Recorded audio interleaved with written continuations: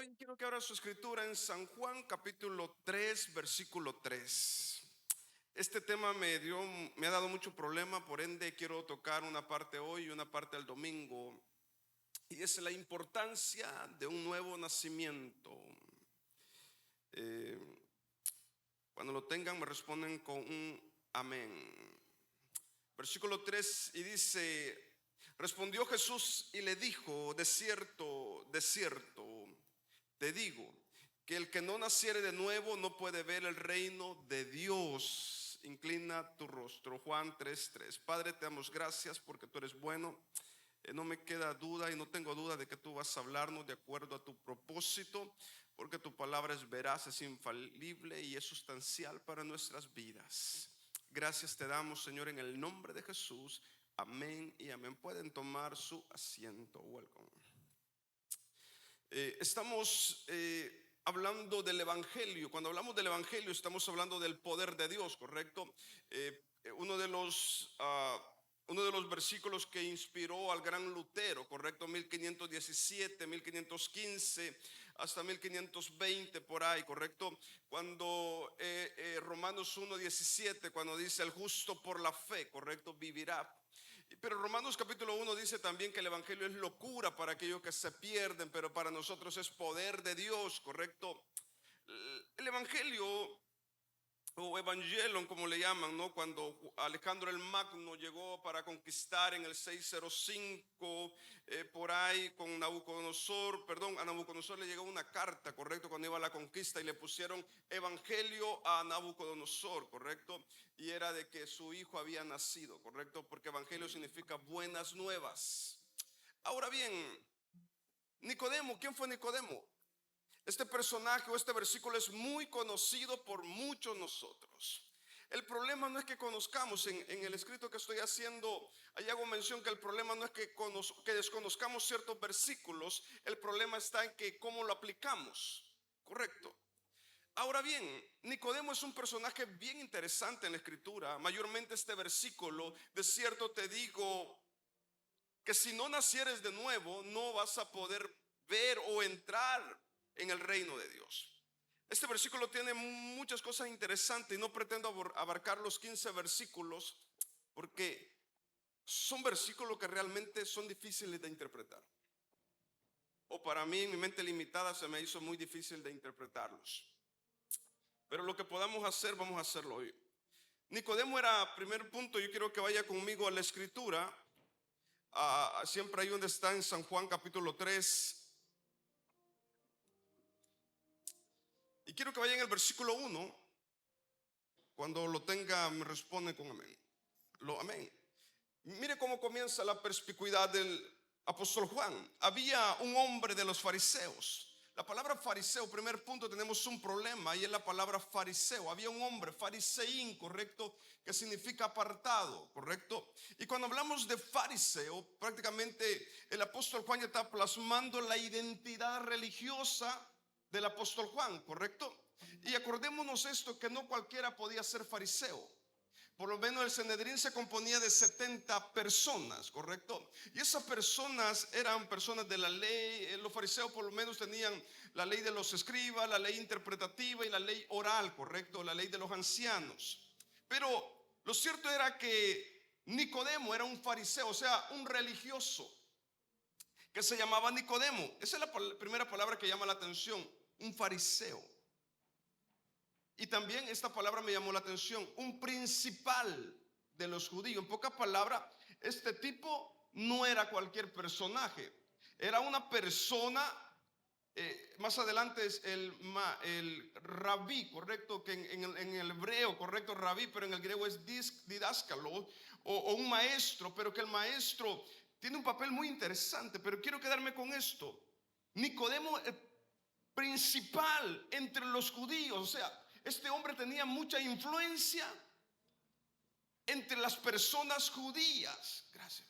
Tenía mucha influencia entre las personas judías. Pero no solamente eso, sino que Nicodemo, aparte de la religiosidad que él tenía, esta persona sabía de ley, esta persona sabía de escritura. Pero vamos a lo mismo: Muchas veces venimos a la iglesia o estudiamos la palabra para llenar nuestra mente, pero no para llenar nuestra alma. Las cosas cambian, correcto.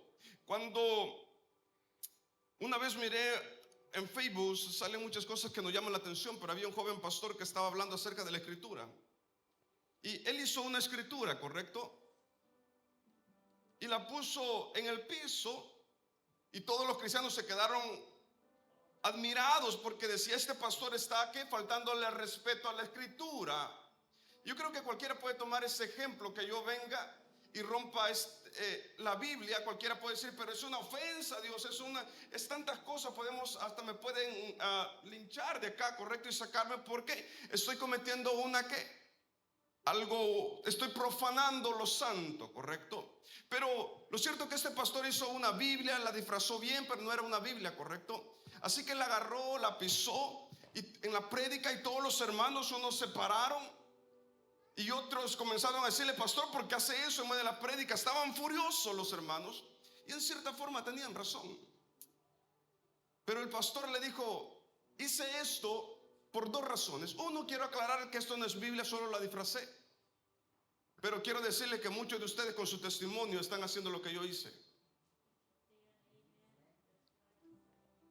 Interesante conclusión, interesante punto de vista, correcto. Porque el apóstol Pablo dice algo muy interesante a unas mujeres, y le dice: procurad que por vuestro testimonio no sea pisoteada la escritura, que por vuestra forma de hablar, de pensar, no pisoteen la escritura. Lo cierto es que Nicodemo era un tipo que conocía palabra, que entendía en conceptos etimológicos, soteriológicos, como usted quiera llamarle, entendía la escritura.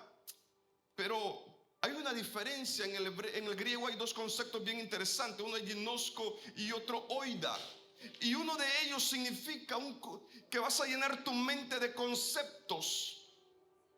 Pero hay otra palabra que significa, que los dos en el español significan conocimiento, pero hay una palabra que se traduce en el hebreo como yada, que tiene que ver de conocer en intimidad. En pocas palabras, muchas veces estudiamos la escritura solamente para predicar la palabra de Dios. Si no predicamos, no leemos la escritura. Interesante, correcto. Nicodemo era un tipo de la ley, un tipo que sabía escritura. Versículo 2: este vino a Jesús de noche y le dijo: rabí, o sea, didáscalos, correcto, el maestro. Y ojo a esto, porque no a cualquiera se le llamaba rabí. Primer punto, el rabí era una persona que conocía la ley. Y déjeme darle este punto de vista, que en la tradición judía los niños tenían que saber por lo menos los 5 libros de la ley, el Torah, correcto. Y había en Gálatas dice de que, y el apóstol Pablo dice que la ley, y hace mención un paralelismo con el ayo, correcto. ¿Qué es el ayo? El ayo es aquella persona que instruía a un niño para que esa persona le enseñara toda la ley, todo el Torah, correcto. En pocas palabras, digamos, Denis viene, yo soy el ayo, Denis viene ante mí, me dice: pastor, aquí le dejo a Sofía de 2-3 años, quiero que usted le enseñe la vida. Lo que está diciendo: quiero que usted le enseñe el Torah. Así que yo tenía todo ese tiempo para enseñarle toda la ley, correcto. Cuando Sofía llegara a los 12 años, yo siendo el ayo, o sea, el maestro, le decía: Denis, aquí está tu hija, ya tiene la edad suficiente, el conocimiento es suficiente como para que ella ya pueda vivir la vida, porque la ley la va a juzgar. Ahora bien, a lo que quiero llegar es que no cualquiera podía ser maestro. Pero ojo a estas palabras de Nicodemo. Le dice: rabí, sabemos que has venido. Ojo la palabra sabemos. O sea que no solamente él sabía, sino todos los fariseos. Sabemos que has venido de Dios. ¿Cómo qué? Como maestro. En el griego dice algo similar. Nosotros sabemos que Dios te trajo para que seas maestro, de una intervención divina, correcto, en el griego. Que sea maestro, porque nadie, ojo a esto, porque hay algo que te evidencia, no solamente lo que dices, sino lo que haces. O sea, a Nicodemo le llamó tanto la atención no solamente lo que Jesús decía, sino lo que Jesús hacía. Y eso es lo más poderoso del cristiano, que no solamente enseña para enseñar, valga la redundancia, sino que enseña con demostración. Amén. Y eso es la diferencia. Somos Biblias andando. ¿Qué dice el apóstol Pablo? Que somos cartas ¿qué? ¿A qué? Al mundo, ¿correcto? Y ojo a esto, porque hay por lo menos, que yo recuerdo ahorita, perdón, por lo menos dos, pero sé que hay más. Dos en el griego cosmos, que es mundo. Uno, que representa limitaciones. Dos, un mundo gobernado y minado por las garras del enemigo. Y el tres, cuando habla de mundo, habla de la humanidad misma. Por ejemplo, en la Biblia hay tres tipos de mundo, ¿correcto? Pero ahora bien, esto dice que somos cartas abiertas al mundo. Pero mire lo que dice en el versículo 2. Porque nadie puede hacer estas ¿qué? ¿Estas qué? Señales. La palabra señales es semeyan, que significa algo que lo caracteriza, ¿correcto? Algo que lo evidencia. Nadie, porque tú eres maestro, pero no solamente por eso, sino porque nadie puede hacer las señales que tú haces. O sea, a Nicodemo le llamó tanto la atención no solamente lo que Jesús decía, sino lo que Jesús hacía. ¿Qué es lo que hay en ti que te delata? O para bien o para mal. Tal vez estás en el trabajo y te delatan las malas palabras, los malos chistes, no lo sé. Pero ¿qué es lo que te está delatando o está evidenciando quién tú eres? Vuelvo y repito, aquí en la iglesia traemos una espiritualidad camuflajeada, ¿correcto? Aquí venimos todos como el camaleón, dijo aquel, no como la canción, pero sí como el camaleón, ¿correcto? Disfrazándonos todo de santidad. Porque aquí no nos conocemos realmente lo que somos muchas veces. Interesante, ¿no? Ahora bien, dice, porque nadie hace las cosas que tú haces, o sea, las señales que tú haces. Y mire la declaración de Nicodemo, versículo 2. Si no está Dios con él. Y esta palabra me fascina. Si no está Dios con él, o sea, ¿se acuerdan lo que los fariseos le dijeron a Gamaliel? Mira, allá anda Jesús. Acordémonos que por el norte de Jerusalén estaba un tal Bar Jesús haciendo milagros también, ¿se acuerdan? Pero estaba Jesús haciendo milagros. ¿Y qué le dijeron los hombres? Vamos a detenerlo, vamos a apedrearlo. ¿Qué dices tú que hagamos con respecto a los discípulos? ¿Se acuerdan los apóstoles? ¿Y qué dijo Gamaliel? No pongan una mano sobre ellos, porque puede ser de que Dios esté con ellos y estemos peleando con el mismo ¿qué? Dios. Si es de Dios, hagan lo que hagan, ¿esto qué? Va a seguir. Pero si no es de Dios, esto solo se va a desvanecer sin que ustedes ¿qué? Intervengan. Así que Gamaliel no era cualquier cosa. Gamaliel también era un tipazo.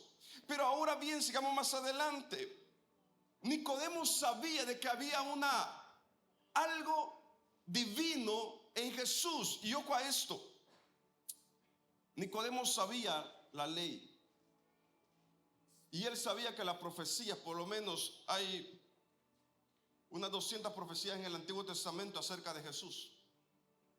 Del Nuevo, del Antiguo. Y una vez prediqué el paralelismo de las profecías del Antiguo Testamento y cómo Jesús le había cumplido. No nos vayamos lejos. Cuando usted va a Éxodo capítulo 12, usted va a ver de que ahí dice de que ningún hueso se va a quebrar sobre él. Y el apóstol Juan cuando dice, y esto es lo profetizado por el profeta, que ningún hueso se quebró, porque cuando el guardia iba a quebrarle los huesos, porque la muerte de Jesús no solamente fue algo físico, sino que fue algo respiratorio, ¿correcto? O sea, y cuando miramos esas profecías cumpliéndose, y todo lo que está cumpliéndose, y Nicodemo entiende de que Jesús no era cualquier maestro, sino que era un ser divino un ser que tenía algo diferente en él. Y esta palabra es interesante, y Jesús lo escucha, entiende el concepto. Déjenme ver si me pasé a un lado. En el versículo 2, es otra palabra que me llamó la atención, la pasaba por alto. Este vino a Jesús de noche. Esa palabra la tocó nuestro hermano Donnie el miércoles.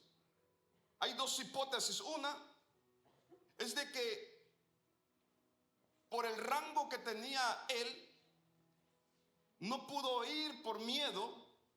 Pero yo voy a la otra hipótesis, no para llevar la contraria a ninguno de ustedes, pero a mí me gusta más la otra hipótesis. La otra hipótesis es de que Jesús, el día era tan ocupado de Jesús, un día sumamente ocupado, dando consejos, predicándolo, seguía mucha gente a Jesús, ¿correcto? Pero a mí me gusta más la otra hipótesis, y yo voy con la otra. Es que Nicodemo usó la noche porque era el tiempo de descanso de Jesús, y Nicodemo quería tener un tiempo especial para aclarar todas las dudas que él tenía, porque de día toda la gente lo seguía y él tenía que mostrarse o aclarar los puntos de duda que él tenía. Ahí me gusta más eso. Aunque a usted le guste la otra, para mí me gusta más esta, ¿ok? De todas maneras nos vamos al cielo, ¿ok? No se preocupe, son cosas interpretativas. Pero versículo 3, y me quiero ir quedando en este versículo 3. Respondió Jesús y le dijo: de cierto, ojo a estas palabras, porque cuando el autor sagrado o el escritor sagrado hace mención o repetitivas de muchas frases, porque está o quiere llamar la atención del lector, ¿correcto? Así que no pase por alto cada vez que usted mire un capítulo o agarre una perícopa que está haciendo mención seguido y repetido, es porque usted tiene que guardar ojo, ¿correcto? Y prestar atención que el escritor quiere decir algo importante, ¿correcto? Por ejemplo, Jesús dice: de cierto, te digo. No le está diciendo si quieres. De cierto, te digo, prácticamente te ordeno, que el que no naciere de nuevo no puede ver el reino de Dios. Me gustó algo muy interesante. Estaba estudiando acerca el comentario de Sproul, R.C. Sproul. No sé quién lo ha escuchado. Baba lo conoce, R.C. Sproul, ¿correcto? Pero R.C. Sproul me llamó la atención lo que él hace mención, por lo menos hace mención acerca de dos características. Uno, sobre, la condición necesaria y la condición suficiente. Y a mí me llamó mucho la atención eso, porque hay algo que se le llama, llamémoslo en este aspecto: si no lo haces, no vas a querer lo otro, ¿correcto? Y mire Jesús como le dice en el versículo 3: si no nacieres de nuevo, condición necesaria, no podrás ver o no podrás entrar en el reino de los cielos. No hay un plan B. Y me quiero quedar en ese versículo. No hay un plan C. Si tú naces de nuevo, está el paquete completo, Nicodemo. Nicodemo, tienes mucha información. Yo creo que Segunda de Corintios, me parece capítulo 5, dice algo muy interesante. Presentemos todo nuestro conocimiento y pongámoslo a los pies de Cristo, todo el conocimiento que se ponga en contra de Dios. Porque no hay peor cosa que predicarle a una gente que lo cree todo y que tu propio conocimiento esté contradiciendo lo que la Escritura misma te está diciendo. Hay algo interesante que me imagino en la conversación. Christopher, no sé si puedes poner ahí una pantalla donde está Nicodemo, o cualquier pantalla, pero donde está Nicodemo y Jesús. Fíjate esto, que Jesús está hablando con Nicodemo de noche y le está diciendo: Nicodemo, tienes mucho conocimiento, Nicodemo, eres un didáscalos, eres un maestro, sabes de si veniste a mí es porque prestaste atención a lo que yo hice, prestaste atención a lo que yo decía, Nicodemo. O sea que tus dudas, aclarando tus dudas, no son dudas al vacío, ¿correcto? son porque tienes inquietud, no solamente en tu mente, sino en tu corazón, Nicodemo. Nicodemo, aunque sabes mucho, todavía no has comprendido la realidad. Porque cuando usted mira del versículo 1 al 15, es como que si Jesús estuviera con peras y manzana. Recuerde esto, que están dos maestros hablando. Tenga esta mentalidad. Son dos rabí hablando puntos que se supone que Nicodemo ya debía saberlos. Pero Jesús se toma el tiempo, se sienta con él. Nicodemo, te voy a llevar con peras y manzanas porque hay cosas que ya deberías de saberlo, pero no le entiendes, Nicodemo. O sea, te quedaste con la leche, pero no fuiste más allá, Nicodemo. Ahora, ojo a esto, porque quiero ir avanzando. Pero cuando Jesús le dice, de cierto te digo, que si no nacieres de nuevo. Ahora la pregunta es esto: ¿cómo yo puedo nacer de nuevo? Mire la inquietud de Nicodemo, versículo 4. Nicodemo le dijo, ¿cómo puede un hombre nacer siendo viejo? ¿Puede acaso entrar por segunda vez en el vientre de su madre y nacer? Mire la ignorancia de Nicodemo. Vuelvo y repito, son dos maestros hablando de teología, ¿correcto? Puntos que el Antiguo Testamento lo dice. Por ejemplo, Isaías hace una mención acerca de la salvación. Pero es interesante cómo Jesús le dice, si no naciere de nuevo. Ahora vamos paso a paso a desmenuzar la palabra nacer de nuevo, ¿qué significa? Primera característica de nacer de nuevo, uno, es que no puede nacer de nuevo sin la intervención del Espíritu Santo. ¿Qué implica el Espíritu Santo? No quiero avanzar, pero quiero adelantarme solo para hacer este enlace, versículo 5, que lo vamos a abordar el domingo. Vamos a seguir hablando del versículo 5, pero solo quiero adelantarme. Respondió Jesús, de cierto te digo. Otra vez mire la palabra, de cierto. En el versículo 3 hace de cierto, en el versículo 5, de cierto. Es porque lo que Jesús está diciendo es algo que importante. De cierto te digo, que el que no naciere de agua y del Espíritu. No voy a tocar ese versículo, pero solo quiero quedarme en el Espíritu. O sea, lo que Juan está diciendo, de que el nacer de nuevo, por ejemplo, la palabra nuevo en el griego significan dos cosas. Nacer hacia arriba, que es la palabra que más me gusta. Nacer hacia arriba. O sea, que tiene que haber una intervención divina del cielo para que se efectúe el nacer. No sé si me doy a entender. En el versículo 5 dice, el que no naciere del Espíritu, del agua y del Espíritu. ¿Por qué el nacer de nuevo tiene que ver el Espíritu Santo? ¿Quién es el que nos redarguye? El Espíritu Santo. ¿Quién es el que te convence a ti que estás mal? El Espíritu Santo. O sea, voy a decir algo muy fuerte, espero no se molesten conmigo. La prioridad del Espíritu Santo no es hacerte sentir bien, sino que mostrarte tu pecado, para cuando tu pecado, tú mires lo miserable que eres, lo miserable que yo soy, podamos acudir a la gracia.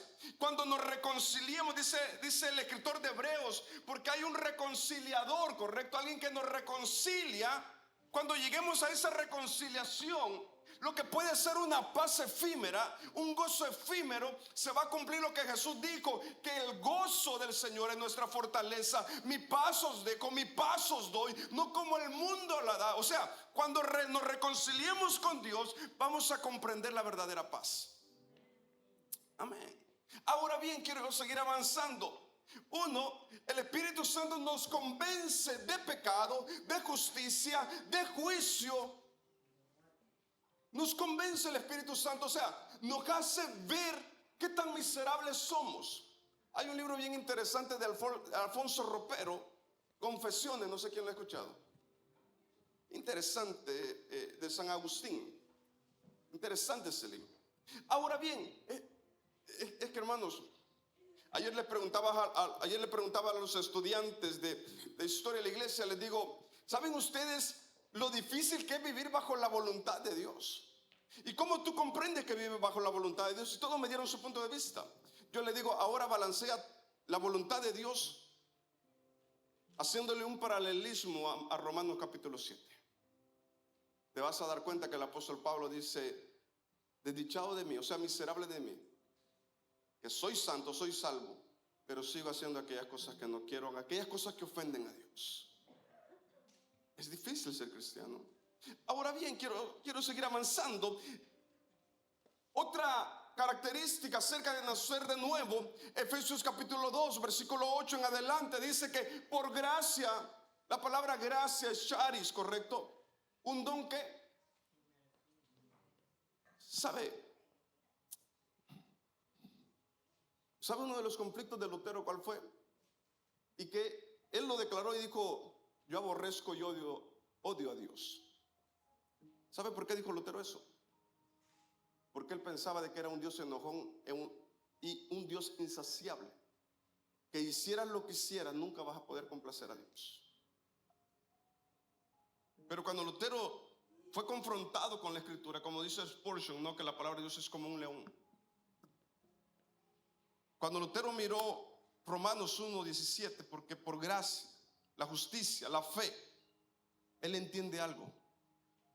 Y él no haya cómo balancear la justicia, el dicayo, con Dios. ¿Cómo Dios tan justo, por gracia, por su justicia? O sea, ¿cómo puedo saciar yo a un Dios enojón? Cuando Lutero se confronta con esta palabra, dicayo sune, o sea, la justicia de Dios. Y más adelante cuando va a Romanos capítulo 5, porque dice que somos justificados por fe. En pocas palabras, hermano, quiero ir terminando, pero tú y yo hoy estamos aquí. ¿Sabes por qué tú y yo estamos aquí? No porque tú seas la última Coca-Cola del desierto.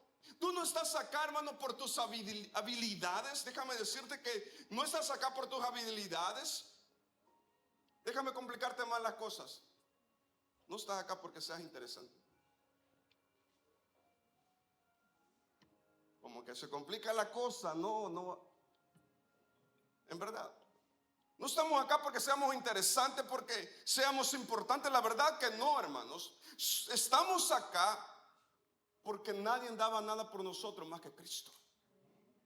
Porque por gracia, o sea, en verdad, hagamos una pequeña hipnosis cada uno de su vida.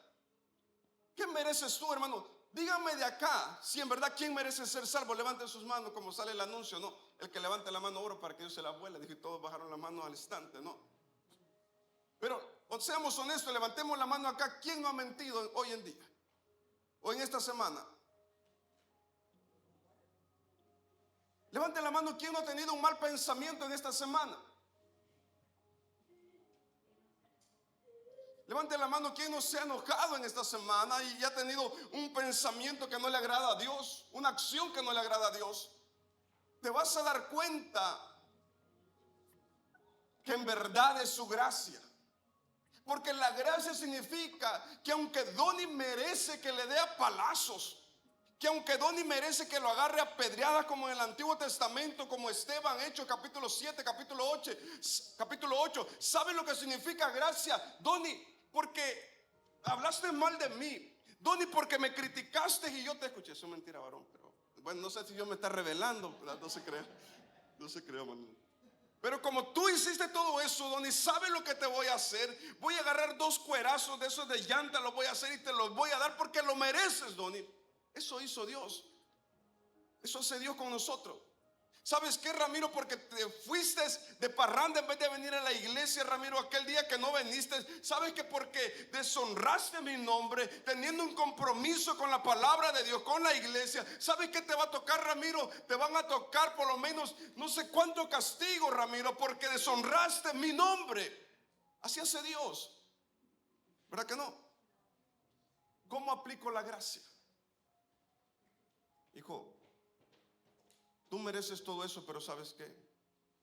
Sé que hay cadenas en tu vida que necesitan ser rotas. Por eso yo morí por tus pecados. porque te voy a dar lo que tú no mereces, porque si te diera lo que merecieras tú, ya no estarías acá. Estás acá porque no porque seas bueno, estás acá porque la gracia de Dios se aplicó a tu vida, porque la gracia de Dios, o sea, lo que no te corresponde, le corresponde a Cristo, lo llevó, correcto. Por eso dice Isaías capítulo 53, inocente, herido fue por nuestras rebeliones, sin tener nada, Él perfecto, inmolado. ¿Sabe por qué? Ningún sacrificio del Antiguo Testamento, la palabra perfecto, se cumplió a cabalidad. Ningún becerro, ningún carnero cumplió esta palabra perfección. Pero hubo alguien que sí la cumplió, y fue Cristo Jesús.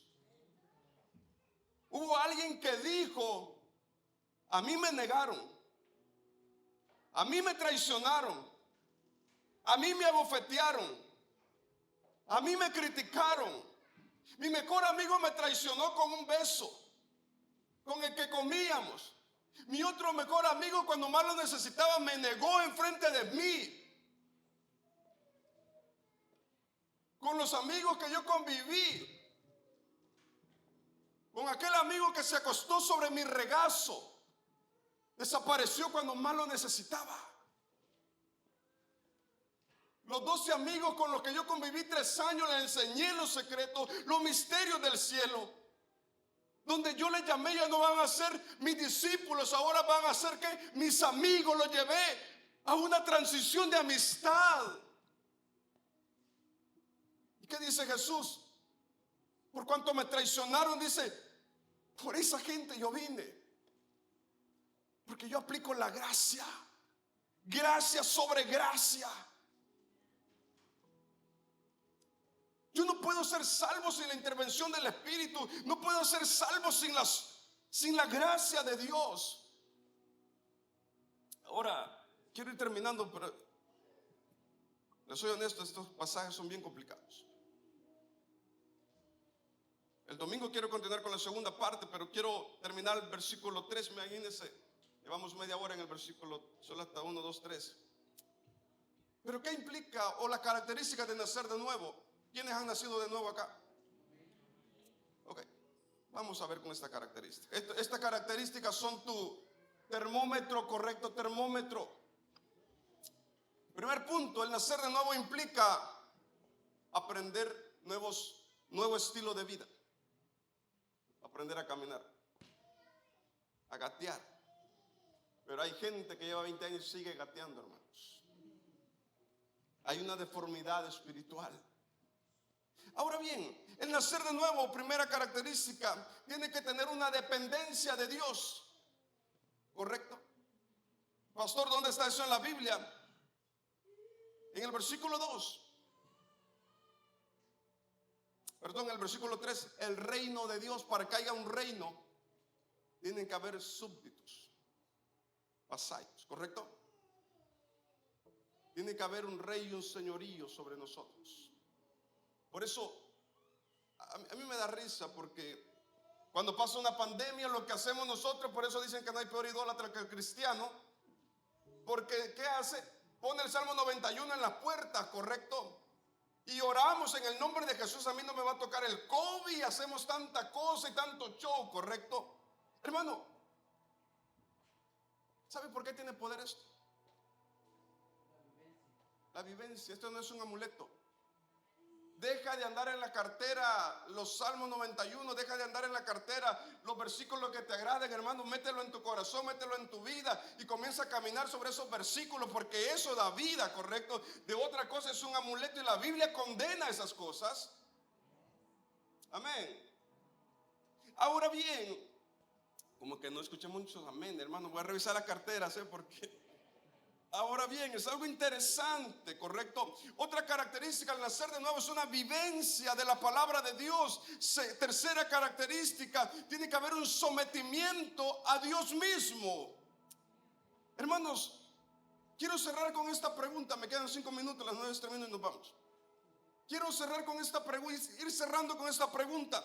En verdad, tú puedes estar 100% seguro en decir como aquel hombre, no sé si se acuerdan los de historia de la iglesia, que dijo con esta mano que firmó para negar a Cristo, va a ser lo primero que se queme en la hoguera.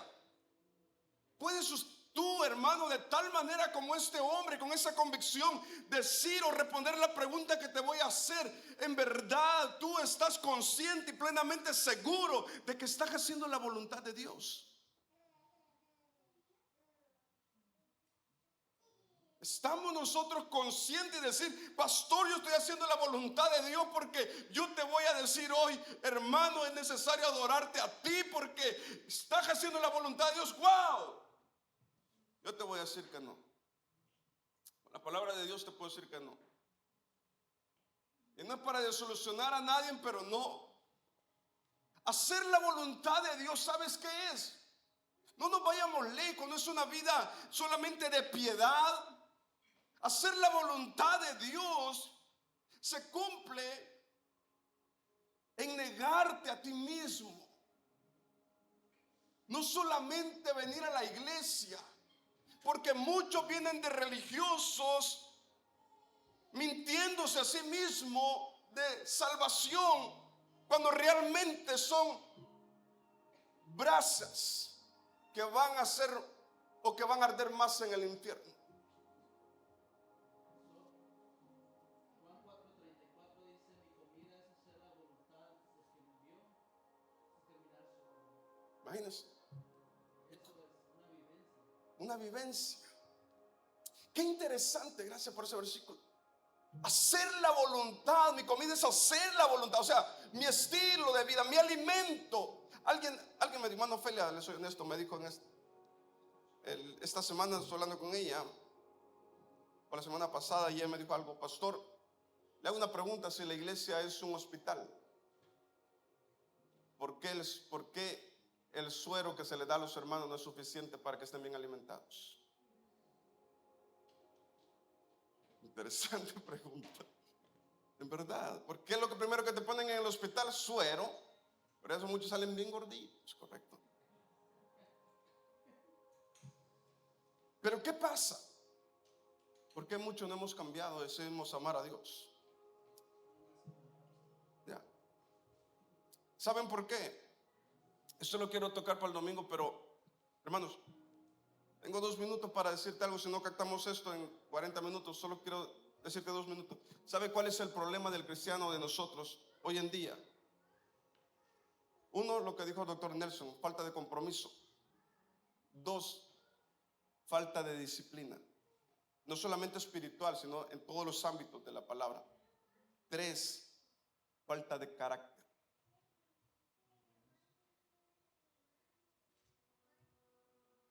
Porque pensamos de que mis oraciones van a hacer todo el efecto. Hermana, tengo un problema, mi hijo está mal en las drogas. Ve a orar, 3 días de ayuno, dice la Biblia. El pastor. Exacto. La pobre hermanita va a aguantar hambre ya, Señor, pon tu mano poderosa y Señor, haz todo eso. Yo creo en todo eso, no me malinterprete, yo he hecho ayunos, he hecho vigilia. Pero déjame darte el combo completo. Hermana, ve a orar 3 días allá. Pero yo quiero que en esos 3 días que tú vas a orar, tú reflexiones tu comportamiento con tu hijo. Cuando él llega bajo esos síntomas de alcohol, de droga, ¿qué le dices? Mira, es hijo del diablo, no vas a cambiar, bueno, para nada. Ahora esos 3 días que tú vayas, yo quiero que tú reflexiones y le digas, ¿sabes qué?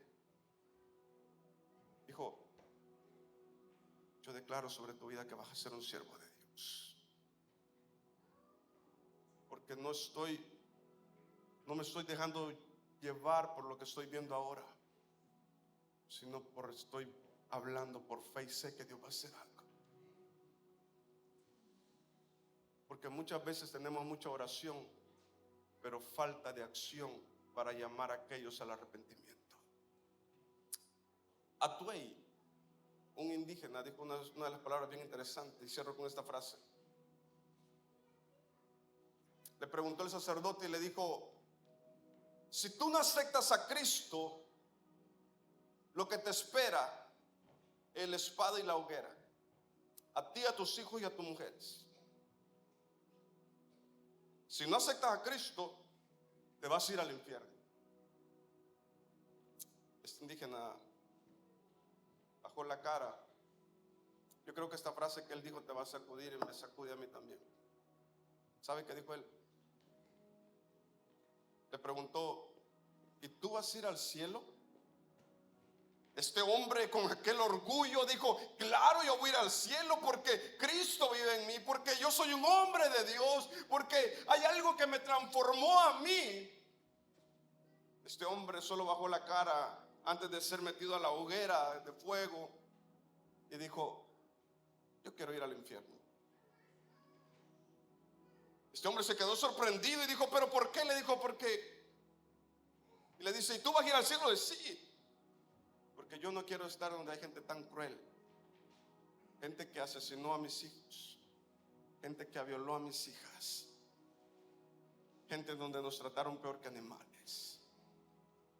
Yo quiero ir al infierno mejor, porque no quiero estar donde hay gente como ustedes. Interesante. ¿Sabes por qué? ¿Sabes? Te digo algo en verdad. ¿Sabes por qué yo no defiendo cuando la gente de allá afuera dice lo que la iglesia es? Hipócrita, buscadores de dinero. ¿Sabe por qué yo no defiendo esos argumentos? Porque la iglesia se lo ha ganado a pulso. Porque hemos presentado un mal evangelio. Porque hemos presentado un evangelio que no existe en la escritura para satisfacer nuestros deseos.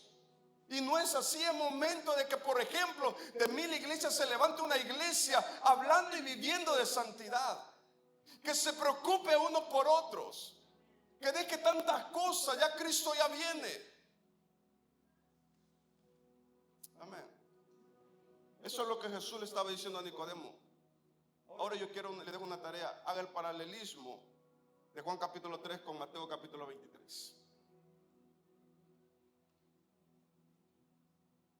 Mientras Cristo no se encarne, ¿sabe cuál es la evidencia de nacer de nuevo? ¿Sabe cuál es?